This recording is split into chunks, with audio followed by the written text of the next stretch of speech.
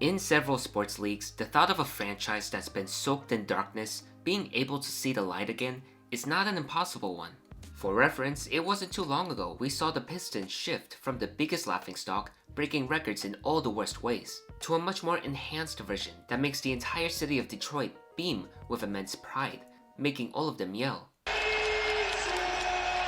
exactly where Joe Mazzulla drew up. He wanted Jaylen Brown. In fact, one could make the argument that this scenario is just as memorable as the usual story of champions, if not more. A team that's been constantly ridiculed, constantly dismantled, constantly assaulted with the brutal question, will they ever get it right? Going from that abyss to being the new guys on top and changing the narratives around them for the better, ultimately showing a reversal of roles can be done, is quite the scene. But for as memorable as that experience is, it doesn't come without an incredible amount of uncertainty.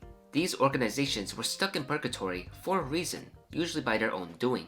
Narcissistic egos behind the scenes and questionable transaction history contrast heavily with their claims of achieving such a lofty objective, thus leaving the fans in a not so pleasant state. It's evident that the Herculean transformation required to overcome such a hurdle is easier said than done. So with that, despite the aforementioned claim that this type of situation isn't impossible, the odds will rarely be in your favor. Now, I know what you're all thinking. Wow, that is genuinely depressing.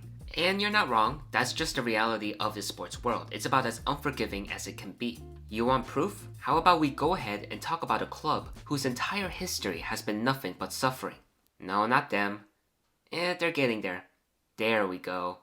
If you want to talk about everything going wrong since day one, the Charlotte Hornets are the epitome of it. The awful 9-year stints as the Bobcats, the terrible ownership, the constant fumbling in the draft, and the worst one, how they ruined their franchise GOAT in Kemba.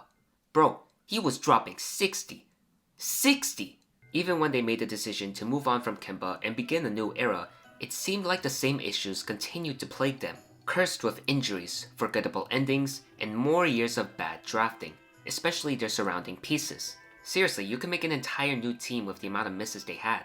To make matters worse, several of their former draftees flourished once they were able to leave. These misfortunes were what kept Charlotte at the bottom, and it was clear that the team was in desperate need of an overhaul. In spite of the fact that I mentioned reshaping a team's identity isn't easy, looking at the Hornets, could you really blame them? As discussed seconds ago, it's clear that Jordan was responsible for the loads of damage dealt to Buzz City, so snacking control from him is a head start. From then on, why not test those odds of turning this franchise around, and if they're intent on learning from their past mistakes, maybe the basketball gods will eventually smile down upon them. Plus, could changing things up really be worse than forcing Taj Gibson to play 15 minutes a night? The answer is no. Not much is worse than elder abuse. So in August 2023, Charlotte decided enough was enough and changed ownership, ending MJ's long tenure. This is where we have the odds starting to favor the Hornets, because shortly after this took place, they started checking off on all the right boxes. New front office, new head coach, new drip. It took time and patience to get to this point, a lot of patience I might add, but the culture is slowly molding into form. Now, it was just a matter of putting an on-court product people can actually be excited about. Well, do I have some news for you? As of this very moment, the Hornets are only 3 games below 500, and while initially this might seem whatever, at this point last season, the Hornets were 29 games below 500. I don't know about you, but that's some sweet improvement to me. We'll take that. This success has them placed in the 10th seed, and I might add, they're only a few games back behind 6th place. They're also well on their way to reach about as many wins as the past 2 seasons combined. Kinda sad, but that's what makes this situation all the more impressive. Of course, this type of rejuvenation doesn't happen without everything being revamped, and you bet your blueberries we're going to cover everything. I don't know why I said blueberries, it's lunchtime right now. I'm hungry. Let's first dive into the offense, since I believe this is where the Hornets are the most lethal. What first stands out to me in this offense are the ghost screens. Multiple of them. I know this most likely isn't the case, but I like to imagine a scenario where Coach Lee saw that clip of JJ and LeBron talking about how ghost screens are the hardest action to guard in the NBA, then proceeded to say, how about we do that, but times 50. Not exaggerating, in every game you will see this ghost screen strategy being spammed, and it works majority of the time. Whether it comes early in the shot clock or if a teammate is stuck, it doesn't matter. When in doubt, set a ghost screen. Usually the players setting these screens are the guards and forwards, and it ain't a specific few of them, everyone's involved. LaMelo, Miller, Kon, everyone will set these screens and they will like it. You know who likes it the most is whoever gets the open look as a result, because that's how much separation these plays cause. Another significant factor of Charlotte's game plan is mismatch hunting. When an opposing player has a reputation of being a bad or slow defender, the Hornets will hunt them for almost the entire time they're on the court, whether through ISO possessions or screen actions. Luka, Trae Young, Wemby. In all seriousness, the amount of times Hornets players went at him during their first matchup is honestly pretty hilarious. Gotta respect the audacity. Another common strategy Charlotte uses to target their adversaries is through double drag actions, but these double drag plays come with a twist. Instead of the ball handler coming off of two screens, the second screener will set a dribble handoff to start the play and get things going. Not only does it force the defender to fight his way through screens, it's also really useful attacking drop coverage. Oh man, if Charlotte manages to get their mismatch involved in this play call too, it will run smooth as butter. Look at how open he is. Look at him. There's potential for things to get even crazier, since there were a few moments where Coach Lee gets innovative and combined other sets with this double drag action. This set here has become one of my favorites because once this double drag is in place, a horn screen follows suit. Even when Lonzo does a marvelous job being aggressive on Simpson, you could see that Proctor and Wade aren't on the same page as a result of the dual picks. Then all KJ has to do is find the open Miller and it's an easy triple. This set caused confusion and separation at the same time, very versatile indeed. Or how about mixing up the personnel as well, as we see Kon being the second roller in this play call. Trae and Ayo get caught up on who gets to guard LaMelo, and since Vooch sticks with the rolling big, Kon's able to get free and make Chicago pay. Another play design Charlotte is currently experimenting with is a slip screen at the top of the key, followed by the roller trying to dump it to an uncovered big heading towards the dunker spot. But if I'm being honest, the players keep turning the ball over here, so we're just gonna have to wait on that to work out just a little bit. Now, I will admit these combined plays I'm bringing up aren't the most frequent, but it does feel like they're after effects of a much improved product. I think that alone just speaks of the drastic turnaround this offense had gone through. We've officially reached a point where we could talk about this topic positively, along with the exciting likelihood of unlocking even more beneficial results. Another part of their offense that I really enjoyed is their improvement in the fast break. Last season, jeez Louise, it was just utter garbage. I mentioned their struggles for a brief bit in my very first video on this channel actually, where I pointed out they ranked dead last in the fast break points category. And while statistically Charlotte didn't take the greatest jump this season, based on the eye test, it is much more refined. The increase in awareness, the constant ability to make the right passes, there's definitely more of a fluid cohesion this time around. And more cohesion in transition means more fun highlights. Still not perfect by any means, but it's definitely another area they cleaned up on, and I absolutely love it. One last positive to point out is the ball movement. This team is very unselfish. Some might take a look at Charlotte and make the claim that it's an ISO heavy roster, when in reality, everyone is willing to give their teammates the best look possible. The Hornets have been above league average in assists per game for quite some time now, ranked 13th as of this recording. You can also see the developments many players have taken for their playmaking. We'll get to it later on in the vid, but several of the main ball handlers have definitely put in the work to expand their awareness. It was really cool seeing the progression in their passing and how they reacted to different defensive schematics as the season went on, which reminds me of another critical area that has progressed big time. The defense. This is the next category that had changed, but I would say its trajectory was sort of the opposite of the offense. Because unlike the offense where you could see the potential from the beginning, the defense had to take time to get good because man, it started out really rough. My biggest grievances at the time were that the rotations were off and miscommunication was still happening at crucial moments. Don't even get me started on their transition defense, that was also extremely frustrating to watch. I do want to clarify though that there was a big encouraging takeaway from all of this, that being this felt more like an issue of execution rather than energy and effort. Seeing this team actually trying on defense no matter the situation was honestly quite reassuring. Most games they were never afraid to ramp up the intensity and physicality. It was just a matter of when they could fix their mistakes. Fast forward to now, oh they got them fixed alright. As of this recording, Charlotte is ranked 17th in defensive rating and 10th in opponent points per game allowed. Everything I just harped about before is now old news, and this is where the beauty of Charlotte's defense stands out. Because game by game, you can see the improvement. I gotta commend Coach Lee on what he's been able to do offensively and defensively, because I heavily believe this is proof he has the team buying into the system and culture he is setting. It's been a point of emphasis ever since he got here, and once everyone finally got healthy, it feels like the pieces of a puzzle long awaiting for completion are falling into place. That might sound dramatic, but I promise you, if you had to witness early season Mason Plumlee minutes like I had to, you would absolutely agree with me. Buddy, you call this drop coverage? One last team statistic I have to mention is the number of times guys crash the glass like their lives depend on it. They're top 5 in rebounds per game, ranking 4th, and you know how I explained that no one's an exception when setting ghost screens? Well, it's the same here. If any Hornet is near the rim, they better attack the boards and come away with something. Knipple and Musa are the most notable players leading by example, as I consider both of them to be specialists. Actually, for Diabate, specialist could be an understatement, since the amount of opportunities he gives his teammates from grabbing offensive rebounds is insane, and speaks of how much he fits perfectly within Coach Lee's system.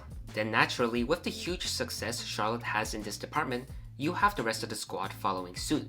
Even LaMelo and Miles have been under the radar with their timing. I'm sure you're all aware how much the theme of more effort wins games gets spread around, but seriously, I am not kidding when I state that this particular ideology very much applies here. I have seen games where if an opposing team does not match the energy or effort Charlotte brings, then the game will very quickly slip away from them. So credit where credit's due, Coach Lee has these guys hooping, locked in, whatever phrase you want to use. They're well on their way to a play-in spot, maybe playoffs, but I don't want to get too far ahead of myself. Still, it is abundantly clear that the players are buying into whatever Coach Lee is installing. Which reminds me, which players on this Hornets team make them stand out from previous iterations? There's many choices we can start at, but I do have one in mind, as I think it's the most noticeable difference. Oh my heavens, they actually drafted well. Even though Charlotte's lottery luck wasn't the greatest, they still walked away as huge winners of the draft, a sentence you never really hear, like, ever. Let's first start off with Mr. Kon So, because hot damn, he is insane. I already made a video highlighting his amazing start and what he does well, and ever since then, he just continues to get better and better. I believe when I uploaded, he was averaging approximately 43% from 3. Yeah, he's still doing that. Furthermore, he is on pace to smash Keegan Murray's record of most rookie 3-pointers in a season, and there's a high probability that the 3-point percentage will stay above 40% when all is said and done. Which is even more crazy considering he is taking around 8 3-point attempts per contest. Can't forget he's not too far off from the 50-40-90 club, and grabbing 1.2 offensive rebounds per game as well. How he's being utilized on the court too is simply flawless, and this is where Coach Lee does it again. Because in addition to all of the great screens I mentioned earlier, which definitely enhances a player of Kniple's skill set, Coach Lee is already expanding upon Kon's game. When he's not sniping triples from a double drag or flare screen, he's driving the lanes or is given ball handling duties. I strongly encourage you to check out my Kon analysis, as it dives into those specific moments of usage more. However, I would like to bring up that Kon's decision making has taken a big step forward, something that was harder to grasp early on in the season due to a smaller sample size. But we're now over half of the way in, and it's safe to say that he is much better at finding the open man. Of course, if a secondary defender decides to blitz him, then it will catch him by surprise, but that's the only flaw I can find amongst the many, many excellent passes. Overall, words can't describe just how impressed I am seeing Kon perform at this level, plus the fact he has more room to grow is the definition of an elite threat. Guess I shouldn't be too surprised though, the moment Kon met Coach Lee, it did feel like something special was brewing. Look at him! He's so happy. Now we transition to our second lottery selections, and I would argue that nailing these picks is just as important as nailing the ones in the lottery. Fortunately for Buzz City, the value from these diamonds in the rough has also exceeded expectations, starting with Sion James. When I make the claim that Sion James is the perfect role player for the Hornets, I mean it. The roles he's been tasked with and the impact he's been providing is blowing me away. You want him to knock down his threes? How about averaging around 36% and even leading the NBA in 3-point percentage for the first couple of months? Charlotte wants him to be one of the best defenders on this team? No problem, he'll take on the toughest assignments and even show flashes of brilliance. This play got me hyped right here as he's able to navigate around the Holmes and Murray handoff. After he goes under, he smartly predicts another handoff to occur and switches on to Watson oh so effortlessly. Despite Watson pushing him out for a bit, Sion remains balanced and has enough motor to go back under the pick while giving a proper contest. His rugged frame has allowed him to keep up with contact, and as a result, he won't be easily moved. This reminds me of Luka and Dort because both of them seem to have a lower center of gravity, and it doesn't take much to notice that they've got muscles for days. And to top it all off, he even displayed glimpses of a solid handle, where he was dribbling the ball up and making the right reads. I legit can't praise Sion enough. He's showcasing he can do a bit of everything as the 33rd pick, and selected one spot after him. Big Kalk Energy, baby! Now, Ryan Kalkbrenner isn't the draftee that garners the most spotlight, but he is without a doubt one of the more unique players. One look at him and immediately he fits the mold of the traditional big. Looking at his play solidifies that belief even more, especially since he excels in the usual categories. He's 75.7% from the field and is posting 1.5 blocks per game, which is good enough to get 10th in the entire NBA. Moreover, Kalkbrenner's chemistry with Knipple is immaculate. As mentioned, Knipple's spacing and ball handling is already giving the defense enough issues, so combine that with Kalkbrenner's ability to roll and finish near the rim, you have an elite rookie-to-rookie connection that's already giving their opponents headaches. I believe the Hornets having a great draft for once is a big deal since it puts more belief in this front office. Nailing your top guy in the lottery while discovering hidden gems? Hard to find a better combo. Except for Saturdays and Scooby-Doo, you really can't top that. I miss those times, man. Not only that, but we're also seeing the main core chip in with their mindset and skill sets, thus proving their doubters wrong.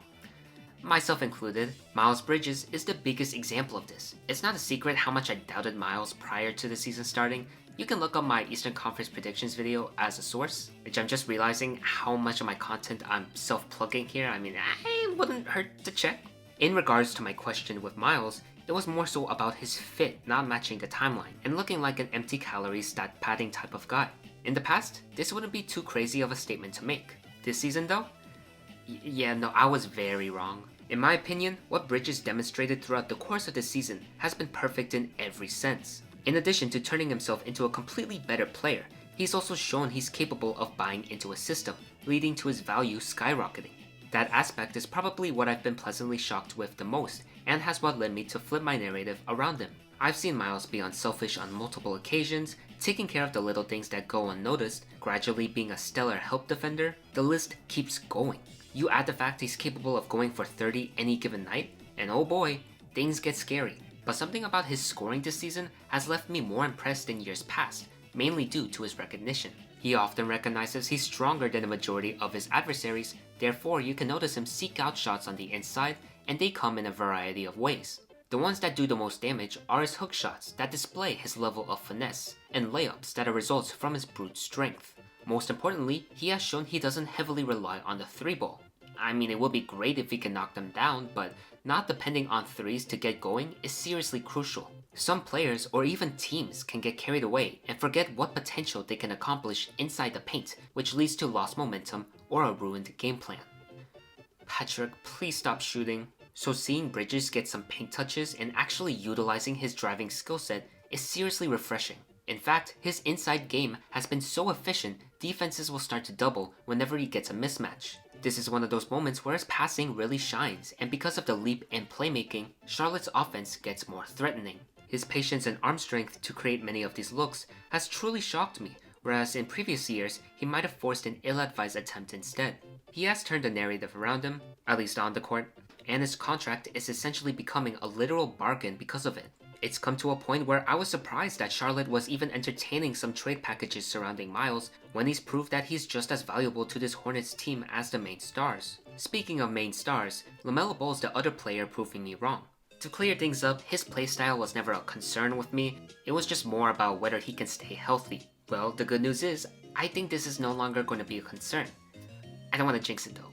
As of this recording, the Hornets have played in 59 games, yet LaMelo has only missed 10 of them. It can't be understated just how incredible this is because once you see him on the floor, it's extremely evident how much he changes things. While this is nowhere close to his best scoring season, LaMelo is still capable of scoring on all 3 levels. With long-range shooting, he's hovering above 36% with that really quick shooting motion, and as the cherry on top, he can penetrate the lanes and pull out a deadly floater. Not to mention, he's still a talented floor general. There's no way someone averages 7.3 assists without some sort of playmaking IQ. That's my biggest gripe with the previous convos on LaMelo's play. Like, how are the step backs shown the most, but not the beautiful dimes? Come on man, give them some love.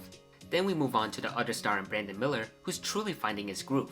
He went nuts scoring-wise in the month of January. Okay, but let's be real, the whole team went crazy in January. Never in my wildest dreams would I see these types of numbers. And Miller was definitely responsible for those stats, chiefly on offense, averaging 22.1 points per game, along with hitting 47% of his field goals, 43% of his treys, and 63% in true shooting, all season highs. Miller has improved his playmaking too, and it was nice to see the progression as each game happened. Early on, I would witness him get pressured easily and he would put up a bad turnover due to the defensive pressure. A few times he would also attempt to dish the rock in tight windows, and while I can understand the vision, the execution left a lot to be desired. But as he got more and more experience, especially during the winning streak, you could see him handle the pressure better and deliver those same tight passes with ease. So I think you guys will be able to tell by now, but the main core is doing just fine, and frankly, that's all you can ask for. It doesn't stop there with this squad though. I have some more love to give.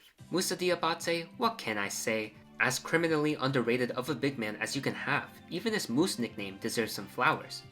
It was mentioned earlier how much of a beast Diabate is on the glass, but he's also very critical on the defensive end, as his mobility and athleticism provides a very different coverage. Having Diabate and Kalk taking turns off the bench has been a wonderful sight, and undoubtedly will continue to be an intriguing watch in the coming years. Tidjane Salaun is another guy I consider when it comes to making fantastic strides. What was once looking like a bust picked too early in the 2024 draft is now looking like a very solid role player who is finding his place in the system. There have already been numerous games where he's left a favorable impact, each with something nice to take note of. From improving his 3-point shot to being another stand-up defender, make sure to add Salaun into the ever-growing list of Hornets players with tons of promise. Last, but certainly not least, the young bull. Tonight of all nights, Brandon Miller for 3, no. Colin Sexton right back up on the post. First off, prayers for Colin. Nothing's wrong with him, it's just he was traded to Chicago. I assure you his presence won't ever be forgotten though. No way the Hornets ever get to this point without his constant scoring off the bench. And when he had it going, it seemed like nothing could stop him. Kind of a surprise the front office parted ways with him, but I guess they were more interested in a different young bull. Too soon? I think going over almost the entire roster really shows the importance of Charlotte having their patience pay off. Not just because we went over what all of them do well, but also the fact that this team was very injury prone to start the season. Brandon Miller hurt his shoulder in Charlotte's second game and proceeded to miss 13 straight. Kalk got injured around December 20th and missed 10 straight. LaMelo was hurt in spurts, missing 5 games in early November and 3 in mid-December. Furthermore, Josh Green and Grant Williams are still getting themselves accustomed after making their long-awaited debuts.